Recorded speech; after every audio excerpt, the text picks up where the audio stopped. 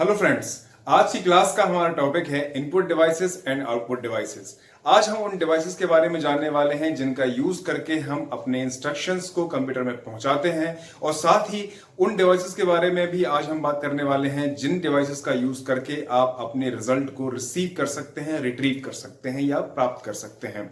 तो आपकी सुविधा के लिए मैंने यहाँ पर उन सारे डिवाइसेस के जिनका यूज करके आप अपने इंस्ट्रक्शंस को कंप्यूटर में पहुंचा सकते हैं, उन्हें यहाँ पर मैंने नोट करके रखा हुआ है।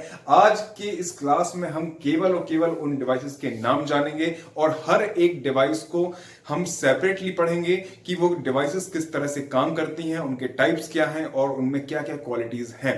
तो सबसे पहले यहाँ पर हम उन डिवाइसेस के बारे में पढ़ेंगे जिनका यूज करके हम यहाँ पर अपने इनपुट को या अपने इंस्ट्रक्शंस को कंप्यूटर में इनपुट कराते हैं। सबसे पहले यहाँ पर पहली जो डिवाइस है वो है हमारी कीबोर्ड। जो कीबोर्ड है ये सबसे जरूरी एक ऐसा पेरिफेरल है जिसे कंप्यूटर में ऐड किया जाता है, जिसका यूज करके हम अपने इंस्ट्रक्शंस को कंप्यूटर में आसानी से पहुंचा सकते हैं। फिर आता है हमारी यहाँ पे सेकंड डिवाइस है जिसे हम माउस के नाम से जानते हैं, और ये जो माउस है, माउस का यूज हम अपने पॉइंटर को मूव कराने के लिए या उसे प्लेस कराने के लिए या फिर उसे left right up down move कराने के लिए हम इस तरह की डिवाइस का यूज करते हैं। थर्ड नंबर पर हमारी जो डिवाइस है जिसके बारे में हम पढ़ने वाले हैं वो है हमारी जॉयस्टिक। और जॉयस्टिक एक ऐसी स्टिक है जिसका यूज हम एज अ पॉइंटर डिवाइस करते हैं, और ये जो पॉइंटर डिवाइस है इसका यूज करके हम किसी भी प्रकार के ऑप्शन पर पहुंचने के लिए या अपने कर्सर को मूव कराने के लिए इस डिवाइस का यूज करते हैं। और फिर आता है हमारी नेक्स्ट डिवाइस एटीएम। एटीएम मुझे लगता है कि एटीएम मुझे आपको बताने की जरूरत नहीं है। एटीएम का यूज तो हम अपनी डेली लाइफ में कहीं ना कहीं किसी न किसी तरीके से करते ही रहते हैं, क्योंकि हमारी सारी फंडिंग जो होती है, हमारे पास जो सारा पैसा होता है, उस पैसे को एटीएम से निकालने के लिए हमें एटीएम मशीन की जरूरत पड़ती है। तो ये एक इनपुट डिवाइस भी है, और सेम अगर देखा जाए तो ये एक आउटपुट डिवाइस का भी काम करती है। फिर हम बात करते हैं लाइट पेन की। लाइट पेन देखने में, यूज करने में बिल्कुल एक साधारण पेन की तरह दिखाई देने वाला एक ऐसा पेन है जिसमें थोड़ा सा जो टेक्नोलॉजी है वो एक इस पेन के पीछे की तरफ एक वायर होता है जिसका यूज करके आप कंप्यूटर में उसे ऐड करके और उसका यूटिलाइजेशन आप कर सकते हैं। फिर हम बात करेंगे यहाँ पर वॉइस रिकॉग्निशन की। वॉइस रिकॉग्निशन एक ऐसा एक एलिमेंट है जिसे हम एज अ इनपुट डिवाइस के नाम से जानते हैं। अगर देखा हो तो प्रैक्टिकल लाइफ में आपने एलेक्सा या गूगल पर आप जो वॉइस का यूज करते हुए आप किसी प्रकार का जो इंस्ट्रक्शन कंप्यूटर को प्रोवाइड करते हैं, वो सब आपकी वॉइस रिकॉग्निशन में आते हैं। फिर आता है आपका ओसीआर। ओसीआर इसका फुल फॉर्म होता है optical character reader. Optical character reader एक ऐसा रीडर है जिसका यूज करके हम अपने किसी भी प्रकार के टेक्स्ट को कंप्यूटर में स्कैन करके इनपुट करवा सकते हैं। फिर आता है हमारा ओएमआर। ओएमआर जिसका पूरा नाम होता है optical mark reader. Optical mark reader जिसमें हम किसी भी प्रकार के मार्क को रीड कराते हैं। देखिए यहाँ पे ओसीआर और ओएमआर में स्टूडेंट्स को काफी कंफ्यूजन रहता है। जब हम इन दोनों डिवाइसेस का डिस्क्रिप्शन पढ़ेंगे तो मैं आपको इन दोनों के बारे में अंतर बताऊंगा कि किस तरह से आप इसे आइडेंटिफाई कर सकते हैं, किस तरह से ये काम करते हैं और किस तरह से इनकी वर्किंग प्रोसेस जो है वो किस तरह से होती है। ठीक है, अब हम बात करते हैं माइकर की। माइकर एक ऐसा इनपुट डिवाइस है जिसे आप चेक में, डीडी में या कहीं ना कहीं जब आपको चेक मिला होगा या आपने कभी किसी को पे किया होगा चेक से, तो उन सारी जगहों पर माइकर नंबर्स का यूज किया जाता है। और माइकर का पूरा नाम होता है मैग्नेटिक इंक कैरेक्टर रिकॉग्निशन।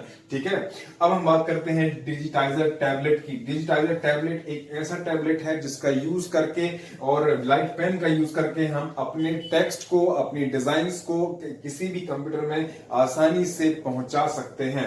फिर आता है हमारा डिजिटल कैमरा। डिजिटल कैमरा मुझे लगता है कि आपको बताने की जरूरत नहीं पड़ेगी, क्योंकि डिजिटल कैमरा एक ऐसा कैमरा है जिससे हम सभी प्रकार की फोटोज को क्लिक कर सकते हैं, वीडियोस को क्रिएट कर सकते हैं। नॉर्मली अगर देखा जाए तो हमारे फोन में जो कैमरे प्रोवाइड किए जाते हैं वो डिजिटल कैमरे की कैटेगरी में ही आते हैं। अब हम बात करते हैं स्कैनर की। स्कैनर एक इस तरह का डिवाइस है जिसका यूज करके हम किसी भी प्रकार के टेक्स्ट को, किसी भी प्रकार के पेपर को, किसी इमेज को आसानी से स्कैन करके उसको इमेज फॉर्मेट में या पीडीएफ फॉर्मेट में कन्वर्ट करके हम अपने कंप्यूटर में स्टोर करवा सकते हैं। अब हम बात करते हैं नेक्स्ट बारकोड रीडर की। जितने भी प्रोडक्ट आप मार्केट में आपको मिलते हैं, अगर वो उनको पैक किया गया है और अगर आप तक वो पैकिंग के द्वारा पहुंचाए गए हैं, तो वो सारी जो प्रोडक्ट है उन सब पर आपको बारकोड देखने के लिए मिलेगा। बारकोड में बहुत सारी इंफॉर्मेशन होती है। किन किन प्रकार की इंफॉर्मेशन होती है, देखते रहिए और बने रहिए हमारे साथ में। उसके साथ में यहाँ पर आता है हमारे साथ क्यूआर। क्यूआर का पूरा नाम होता है quick response. Quick response code जो होते हैं वो किसी प्रकार के पेमेंट्स को करने के लिए, आप देखिए आपने पेटीएम यूज किया होगा, आपने गूगल पे यूज किया होगा, जितने भी डिजिटल पेमेंट आज की डेट में हो रहे हैं वो सारे के सारे क्यूआर कोड को स्कैन करके ही सारे पेमेंट्स यहाँ पे कंप्लीट होते हैं। अब हम बात करते हैं फिंगरप्रिंट की। फिंगरप्रिंट डिवाइस एक ऐसा डिवाइस है जिसमें आप अपना फिंगर लगा करके अपने अंगूठे के निशान को, अपने फिंगर्स के जो साइन है उन सारे साइंस को आप स्कैन करा सकते हैं और स्कैन करके आप उसे स्टोर करवा सकते हैं। फिर हम बात करते हैं ट्रैक बॉल की। ट्रैक बॉल यूज करने में, देखने में एक ऐसा डिवाइस है जिसका जो देखने में बिल्कुल एक माउस की तरह दिखाई देता है। फर्क केवल इतना है कि ट्रैक बॉल में पॉइंटर का कंट्रोल हम एक बॉल की हेल्प से करते हैं, जबकि माउस में हम एक पूरे एक स्ट्रक्चर का यूज करते हैं किसी भी कर्सर को मूव कराने के लिए। ठीक है, तो यहां पर जितने भी 16 प्रकार के डिवाइसेस हैं, इन सारी डिवाइसेस का जो मुख्य यूज है वो केवल क्या है, किसी भी प्रकार के इंस्ट्रक्शंस को कंप्यूटर में इनपुट करवाना। अब हम पढ़ेंगे उन डिवाइसेस के बारे में जिनका यूज करके हम अपने इंस्ट्रक्शन को प्रोसेस करवा करके जिनका रिजल्ट हम प्राप्त करते हैं। ठीक है, तो यहां पर आप चाहें तो इन सारी डिवाइसेस, इनपुट डिवाइसेस को आप नोट कर लीजिए। अब हम देखने वाले हैं आउटपुट डिवाइसेस के बारे में। तो फ्रेंड्स, मैंने आपकी सुविधा के लिए वो सारी आउटपुट डिवाइसेस को यहाँ पर व्हाइट बोर्ड पर नोट कर दिया है और अब हम उनके बारे में बात करने वाले हैं और वो कौन कौन सी डिवाइसेस हैं जिनका यूज करके हम अपने रिजल्ट को प्राप्त करते हैं। देखिए, आउटपुट का मतलब होता है हमारे रिजल्ट, जो हमने अपना डेटा इनपुट करवाया है उस पर प्रोसेस करके जो रिजल्ट हमें मिलता है उसे हम क्या बोलते हैं, आउटपुट बोलते हैं। और जिन डिवाइसेस का यूज करके हमें ये रिजल्ट प्राप्त होता है उन्हें हम क्या बोलते हैं, आउटपुट डिवाइसेस बोलते हैं। तो यहां पर हम उन डिवाइसेस के बारे में ही बात कर रहे हैं जिनके द्वारा हम अपने रिजल्ट को प्राप्त कर पाते हैं। तो यहां पर सबसे पहली जो डिवाइस है हमारे पास है वो क्या, मॉनिटर। मॉनिटर में सारी इंफॉर्मेशन आपको दिखाई देती है।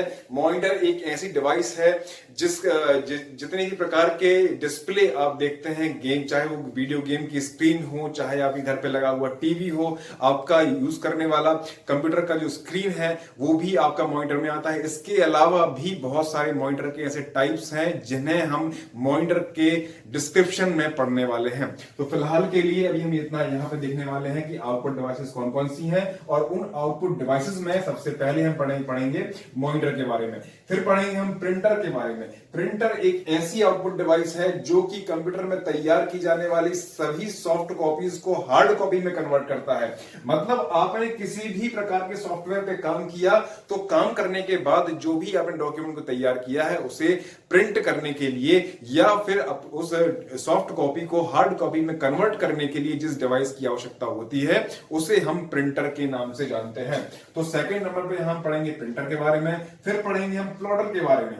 प्लॉटर एक ऐसी प्रिंटिंग डिवाइस है जिसका यूज अगर देखा जाए तो बिल्कुल सेम वैसे ही होती है, इसे आप वैसे ही यूज करते हैं जैसा कि प्रिंटर को आप यूज करते हैं। बस फर्क केवल इतना है कि प्रिंटर प्रिंट करता है पेपर पर और प्लॉटर यूज करता है प्लास्टिक शीट्स पर। अब हम बात करते हैं नेक्स्ट जो हमारी आउटपुट डिवाइस है वो है हमारी स्पीकर।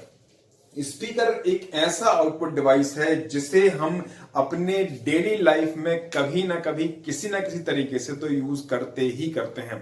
अब आप कहेंगे साहब कि ऐसा स्पीकर हम डेली कौन सा यूज करते हैं, तो देखिए आप टीवी देखते हैं, जो आवाज सुनाई दे रही है वो भी स्पीकर से ही आ रही है आपके लिए। ठीक है, फिर उसके बाद आप अपने फोन में अगर गाने सुन रहे हैं तो वो भी स्पीकर से आवाज आ रही है। हेडफोन्स अगर आपने लगाए हुए हैं तो वो भी स्पीकर में की कैटेगरी में ही आता है। अगर आपने ईयरफोन्स लगाए हुए हैं तो वो भी आपके इसी कैटेगरी में ही आता है। अगर इसके अलावा अगर आप किसी फंक्शन में जा रहे हैं, वहां कोई गाने सुनने सुनने के लिए अगर आपको मिल रहे हैं। अभी जैसे फेस्टिवल जो चल रहा है नवरात्रि का, तो इसमें इस टाइम पर जितने भी गाने आपको सुनाई दे रहे हैं वो भी सब स्पीकर की हेल्प से ही सुनाई दे रहे हैं। मुझे लगता है कि स्पीकर आपको समझाने की जरूरत तो नहीं है, पर फिर भी मैंने स्पीकर की उन सारी कैटेगरीज में मैं आपको बताने की कोशिश कर रहा हूं जिसका यूज करके आप अलग अलग प्रकार की आवाजों को सुन सकते हैं।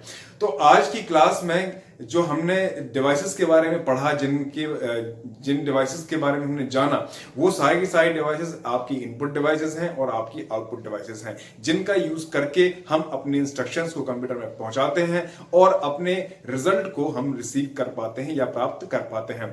तो मैं उम्मीद करता हूं कि आज की इस क्लास में जितने भी हमने डिवाइसेस के बारे में पढ़ा या जितनी भी डिवाइसेस के बारे में जाना, वो सारी डिवाइसेस आपने नोट कर ली होंगी और आपने उनका छोटा छोटा डिस्क्रिप्शन जो है वो आपने नोट डाउन कर लिया होगा। अब इन सारी डिवाइसेस को हम ब्रीफ में बहुत ही विस्तार से पढ़ने वाले हैं और उन सारी डिवाइसेस वो किस तरीके से काम करती हैं, किस तरीके से रिजल्ट्स देती हैं या किस तरीके से इंस्ट्रक्शंस को लेती हैं, उनकी सारी प्रोसेस को समझने वाले हैं।